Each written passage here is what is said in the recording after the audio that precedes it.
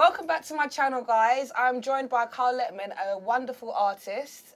He's got lots to talk about today, so thank you so much for joining me. It's all right. How are you? I'm perfectly fine. How are you? I'm all right. Could have been better, but we'll get into that. No doubt. Just want to talk to you really about, because you've been doing quite a lot. I think what I want to start with is fundamental. That's what I know you from, and I think that's what a lot of people are going to know you from and your background. Okay. So tell me about fundamental. How did you get into that? The short story is, I used to work with Jermaine on a project before Fundamental. He decided he wanted to be a group. He wanted to put a group together. He drafted me in. Then we met Varen through his cousin. And once we met, we knew that that was the team. Was Jermaine the main singer? Yeah, Jermaine. Okay. Yeah. He's a dark-skinned one. We have to. I don't remember their names. I don't remember. I only know your name because I actually know you. But Okay, everybody else's names I don't remember. I just remember their faces. Yeah. So Jermaine is the dark-skinned one, and Varen is the baby-faced one. The baby-faced one is the one I like. Yeah. Calm. So, yeah, and then we started rehearsing together. We did a few shows, and we started recording, and things just basically took off from there. So. Okay. You did quite a lot, but one thing that you mentioned to me when we were just sitting here talking is that you never did an album with Fundamental. Yeah, they're not that people know about. So the thing is, a lot of people know the group Fundamental from the two singles, Jump and Playground. Yes. Which is, which did the work big for tunes us. that everyone was talking about. Yeah, because obviously we don't see that side of things. But yeah, we recorded maybe about 3 albums worth of songs, and I'm saying that very loosely.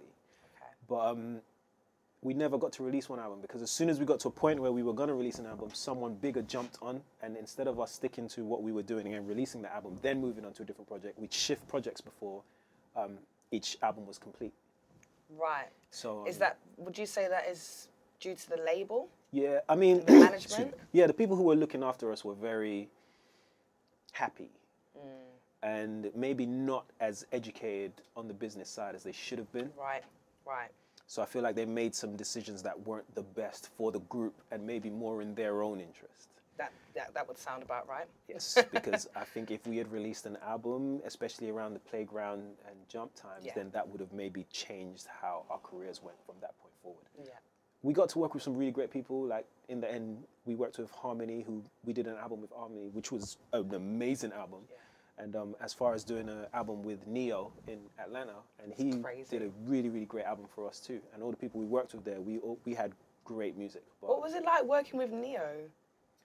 That was very enlightening because people don't actually realize how that his talent for songwriting is of the highest caliber. So someone can, I can say to you, I've seen Neo write a song in 10 minutes, a complete song, top to finish, and then he'll go in the booth and record it from top to finish and have it ready for you. So he's that good. That is why he's not making songs at the moment, because I feel like he's making so much money off writing other songs for people. He doesn't even need to make songs. I mean, we got to write with some really good things, like Frank Ocean. We wrote with Ocean? Yeah, he was actually a really good friend of ours.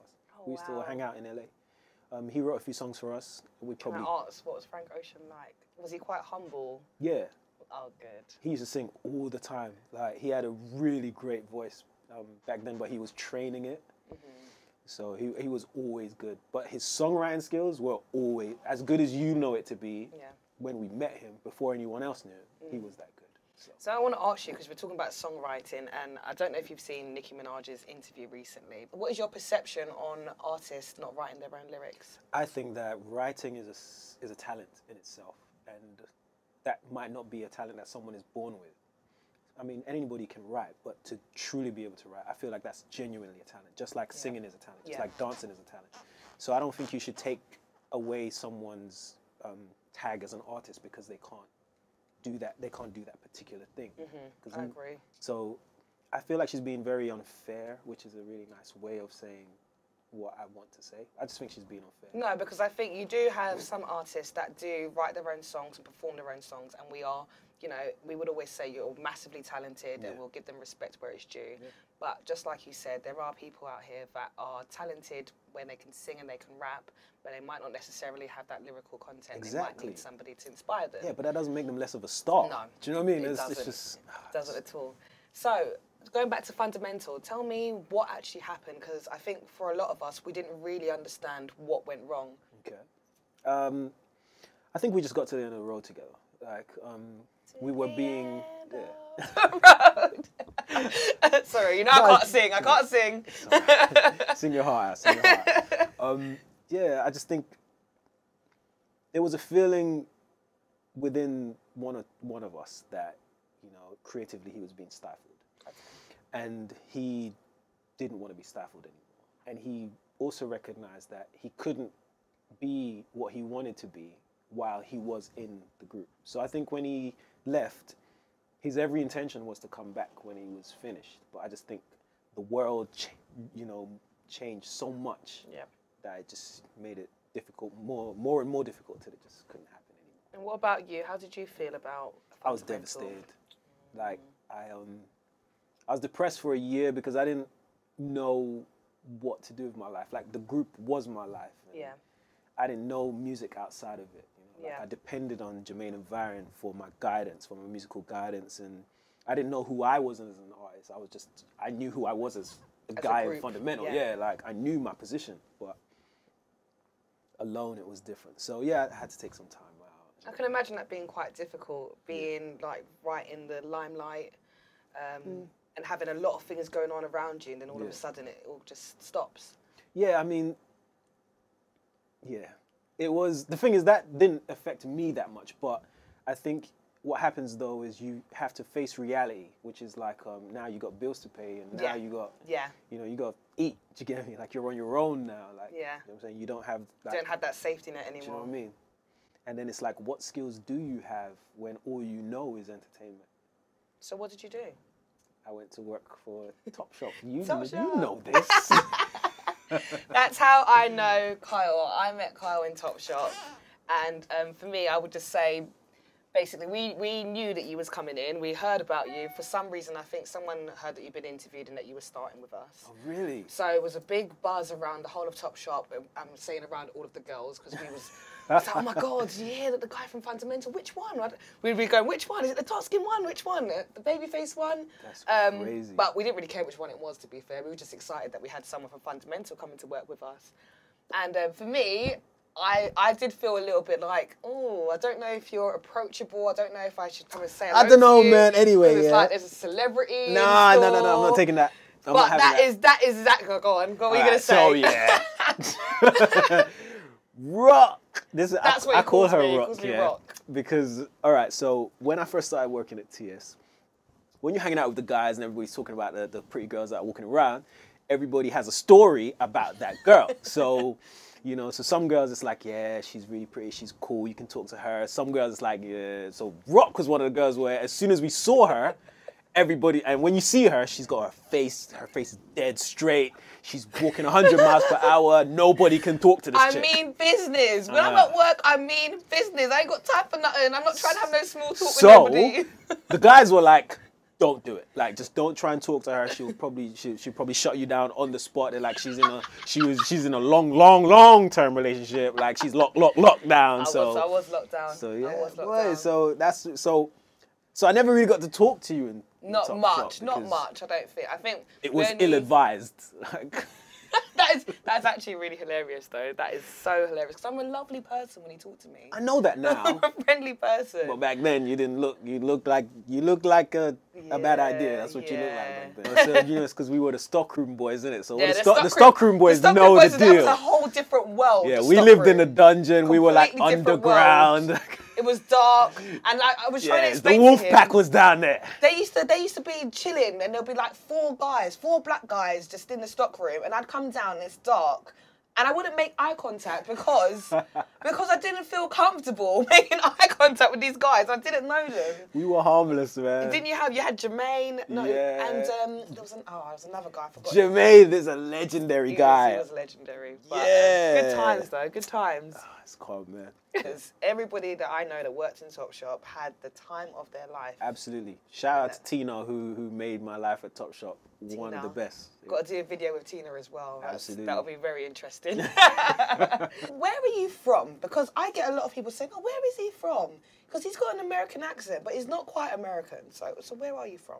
Yeah, my accent's twisted, isn't it? A little bit. Yeah, so I was born in North. I was born in Finsbury Park, specifically. Really? Yeah. Okay, so born in London. Yeah, and then I got flown to Jamaica, and I lived in Jamaica for quite a while. So I got a very thick Jamaican accent. Then I lived in Norway for a while, and then I lived in America. The Norway and then to America might be why you have, because you've got a slight twang to your accent. It's very unique when you talk. I've not had. That's cool. It is very unique. I've not heard anyone with your accent before. That's pretty cool. Like, it's nice. It's nice. Feels a bit special. You're slightly exotic. Slightly exotic. Goodness, woo! Let me calm down. As we're on this topic, okay. Are you single? Yeah. Are you really? Yeah. I'm actually surprised. I'm sure there's probably a lot of ladies that are surprised. How long have you been single for? Oh, my days.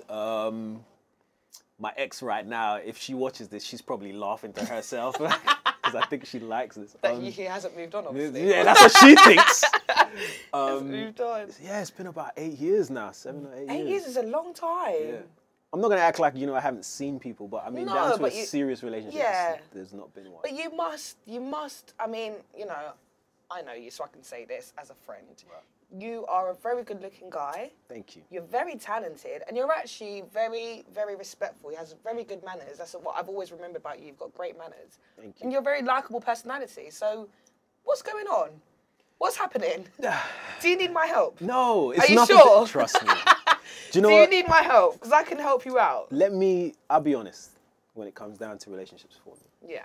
I feel like everything I've learned about relationships from being in the relationships I've been in the past is that, especially my ex, the biggest lesson she taught me. Shout out to his ex. Shout out to the ex. Whoever she is. The biggest lesson she taught me was that you need to have certain things in place for yourself when you go, as a man, to go into a full-time, serious relationship. And until those things are in place, I just think that it's ill-advised for you to do it.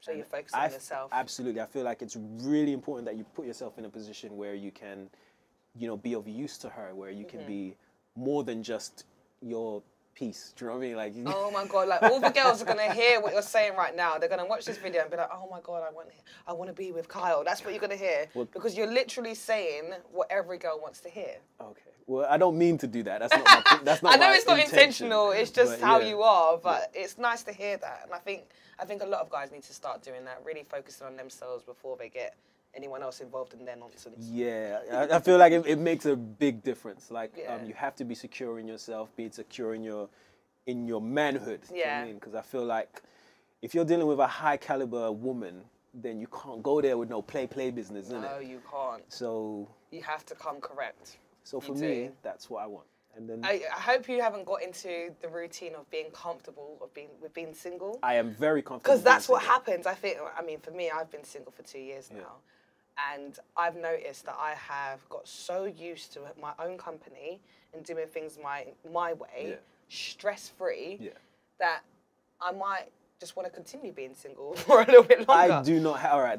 The bad thing is that I don't have a problem being a bachelor for a number of years. I'm not going to say for the rest of my life, but I definitely feel like the next girlfriend, if you know what I'm saying, like the next woman I choose, because I'm at a place now where I'm like, I want to choose my next girlfriend. Do you know what I mean? And so I feel like when I get to that point, then it will be healthy because I feel like I have certain things in place. I want her to be secure in the fact that if she's stranded on the M25 somewhere, she can call me and be like, "Oh, Kyle," and I'll be right there. Do you know what I mean? Like, because I feel like that's the type of man I want to be. Okay, ladies, he's taking a breather, but he'll be ready soon. I'm around, man. I'm just because I see your Insta, and your Insta has there's tons of girls on your Insta. Don't look at me like you're surprised. Like I don't think there's that much. There's tons of girls on his Insta.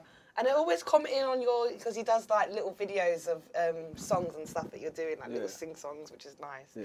And you always see these girls going, "Oh my God, Kyle, love struck faces." So obviously for us on the outside, we would assume that you have quite a few. That's crazy. Girls. It's just compliments, man. I just feel like all the things you're describing are just compliments. They're just being polite enough to say that they like what they see. That's how I translate it. I don't really take it much more serious than that. Unless they jump in my DMs and say some dark stuff. Do you have loads of girls jumping on your DMs?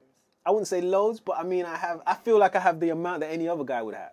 Do you know what I mean? Like, really? So it's not, but I'm polite. So I feel like, because I'd reply to a comment, they'd understand that I'd be polite enough to reply to a message. Yeah. So they don't really approach me on, I might say dark things, but they don't approach me on that. But because you're so polite, do you think this might cause you a bit of problems because you're so polite? In the future? Yeah. Yeah, absolutely. I do think when I have a girlfriend, I'm going to have to tone some of that down. I don't know how you're going to deal with this, because I think with the Afro beats at the moment, it's got so much exposure. Oh, absolutely. That for a UK artist to get onto Afro beats, it's just the right thing to do, especially because we are now starting to hear Afro beats in America. We're starting to hear it in Europe, internationally. What you don't realise is that R&B is now leaking into the songs, into the bashments and into the Afro beats and all that type of stuff. Because they're all singing. Yeah. The women have been carrying R&B this whole time, because the Shay Shays and the Tiwa Savages, they are singers. They would be classed as R&B singers in any other genre. But this is the transition that I think we're seeing, is that R&B is kind of transitioning into Afrobeats. And that's what it is. So like, I feel like R&B is taking on a new energy now. The UK artists that we're seeing at the moment, they're really kind of pushing the boundaries, and they're really coming up internationally. And obviously you've been in the music industry. I know you took some time out, but you've been in the music industry for a while, so you've probably seen the differences onto how it was then. But how was it with Fundamental trying to break the barriers in America? I think for us it was a little bit easier because we had a reputation that preceded us. But we faced the same problems people like, say, Craig David did. Yeah. Where over in England, there is a glass ceiling. And I think that ceiling is being torn apart now by the people who are doing music. So, you know, the pioneers like your Stormzy's and the people who came before and after him. Now, you know, Americans are now starting to, like Roch. Do you know what I mean? Like people like that who are... Gigs? Yeah, like people who are destroying what people think British music ain't got the weight behind it, but it does. You've just never taken the time to listen. So that glass ceiling is being destroyed now. So it's kind of making it easier as people become more accepting of what's happening over here. But back then, it was more difficult because they thought that England was a certain type of way and the artists were a certain type. You know, it's like, British guy, you ain't really got no... I think they didn't think we had swag. Yeah, Americans never ever rated us London. I guess if you were going to use Craig David as an example, well, you weren't really... Swag. Do you know what I mean? Like, I love Craig David. I love Craig David too. If you're watching this, Craig David, like, you'd watch 100%, my channel. But 100%. If you are watching, like, I do love you.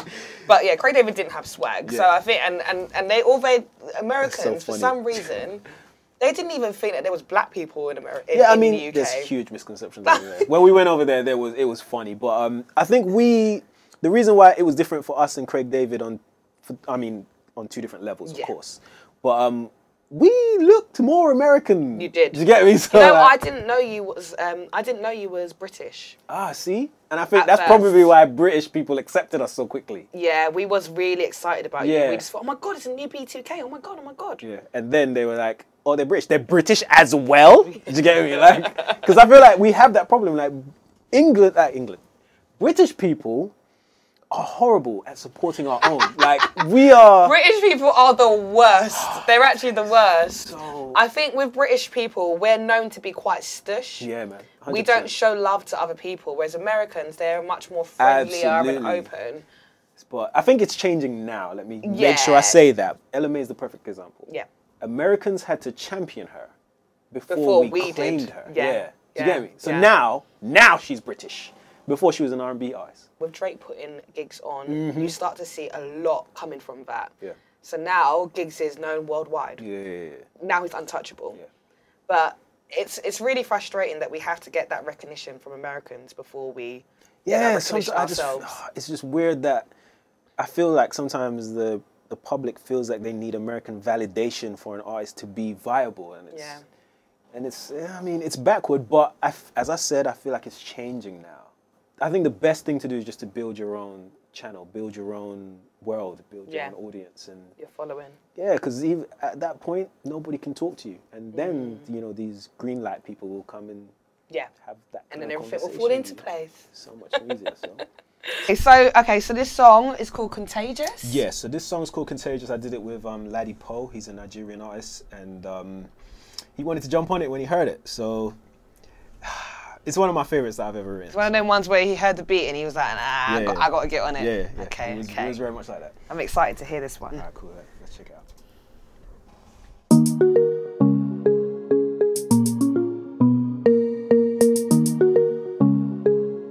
This will be your favorite song. Maybe the right tune, my DJ. They'll drop it low, cause I'm bossy, yeah. Tell them no, we don't wanna go home. The girl, them are giving me life in this party. Don't get too close, you're making me want it. Cause you know when we're grinding, I can't help it, get so excited, make me say no, cause they make you it no matter where you come from, girl. Lock it up, she make me say no, cause the way you whine, it no matter where you come from, girl. You lock it up, me tell the girls if it's to me, any way you want to. Me tell her come wine on me and show me emotion, tell the girls say to me, any way you want to. I tell them down and park on the fire. Make it hot like a sauna. We're taking it down. Taking it down. Alright, come. So I like that song. Good. That's I good. think all my friends will like that song as well. Good, man. I can't wait. When is this coming out? When's this? In a little while. You know what it is? It's like we're cleaning everything right now, and I'm not on rushing anything. No. Anymore, Make sure it's perfect before it comes out. Perfect. So I like that one. Good. All right, so the second one, this one's a little bit more sexy. Okay. So this one is more reminiscent of the combination between R&B and Afrobeat now. So this is the one with the beat on it, right? Excellent news. So yeah. So.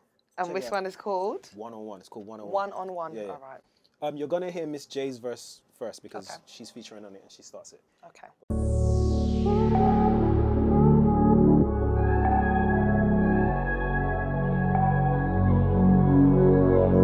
Hey baby, I wish you could see what I have on right now. This has a little bit more of an R&B feel to it. When I'm looking at you, like seeing all the future on traffic lights. But it's like R&B, but it's like got a little bit of Afrobeat. I can't even hide that. Gets more. I want you, but if it's alright, I wanna see you naked tonight. You shouldn't have to be alone tonight. I like your voice. It's one-on-one, baby. One-on-one, baby. Coming out. Standing on the dance floor, wine on it to me, I'm trying to get you home. I don't know how you can say you're a mediocre singer. I don't know how you can say it. Listen to your voice. Just need a little time. I like this one. Bring your body close to mine, girl, if it's alright. I wanna see you naked tonight. You shouldn't have to be alone tonight. It's one-on-one, baby. One-on-one, baby. I'm really excited for what you've got coming up, honestly. Good, man. Me too. And I just have to say, this guy says that he's a mediocre artist. I don't believe he's a mediocre artist. He's got a fantastic voice. No, you do. You have a really great voice. And even just hearing it on those songs, it's like, it touches me. It touches me. That's good. That's all I want. That's all I want. I want people to hear and just feel good. Do you know what I mean? Like, that's the whole reason Contagious was made, was just so that people can dance. And One on One, I wanted to try and make that whole baby making feel, but oh yeah, you definitely got it in there. That is a romantic tune. It's like it gets you in the mood. It makes you feel sexy. Then you got it. You got the idea of it. Thank you for showing me your songs. I got the exclusive, guys. I got the exclusive. No doubt, no doubt. Thank you so much for joining me today. I really appreciate it. I know we've got our own Topshop history, little Topshop brethren, but I really appreciate you coming on my channel and talking to me today. Absolutely, anytime. Sharing your journey. I found it very interesting, actually, because... You learned some things you didn't know, Definitely learned some things I didn't know. And, you know, I am very interested in the music industry, so thank you for sharing your expertise. No, thank you for having me, man. I appreciate it. Watch out, guys, because Kyle Lettman's got some stuff coming out. No doubt. Thank you for watching my channel. Take care, and I'll see you soon.